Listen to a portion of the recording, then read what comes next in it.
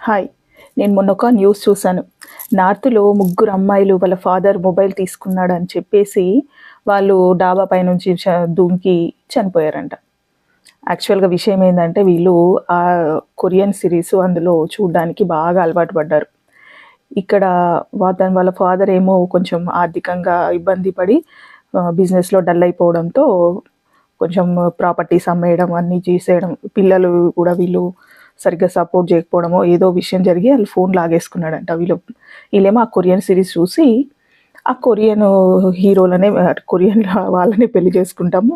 మాకు అలాంటి వాళ్ళే కావాలి. ఇక్కడ వాళ్ళొద్దు అని ఒక భ్రమలో ఉండి మొత్తం అలాగే బిహేవ్ చేసేసరికి వాళ్ళ ఫాదర్‌కి కోపమొచ్చి ఉంటది. ఆ ఫోన్ లాగేసుకోవడంతో వీళ్ళకు ఇంట్లో ఇబ్బందులు, ఆర్థిక ఇబ్బందులు, కొంచెం ఎంటర్‌టైన్ అవ్వడానికి మొబైల్ చేతిలో లేకపోవడంతో ఇబ్బంది పడి పైనుంచి దూకి చనిపోయారంట. అది విన్నప్పుడు నాకు చాలా బాధేసింది. అంటే మనం ఎలా బ్రతికేస్తున్నాం అంటే ఒక భ్రమలో బ్రతుకుతున్నాం మనం. రియాలిటీని మర్చిపోతున్నాం. మనం ఎక్కడ ఉన్నాం? ఏం చేస్తున్నాం? ఈ విషయాన్ని మర్చిపోతున్నాం. దూరపు కొండలు నునుపండి. ఇక్కడున్న మనకి కొరియా వాళ్ళు బాగా నచ్చుతారు. కొరియా వాళ్ళకి మనం నచ్చుతాం. ఆ విషయం గుర్తుపెట్టుకోండి. అందరూ ఒకటే. అందరం మనుషులమే. అంతే.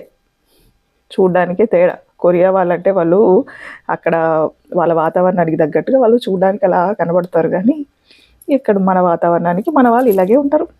మరి మనం కొరియా అమ్మాయిలా ఉన్నామా? లేం గదా! అమ్మాయిలు గుర్తుపెట్టుకోండి. కొంచెం రియాలిటీలో బతకండి. ఫ్యామిలీలను డిస్టర్బ్ చేసుకోవద్దు. బాయ్.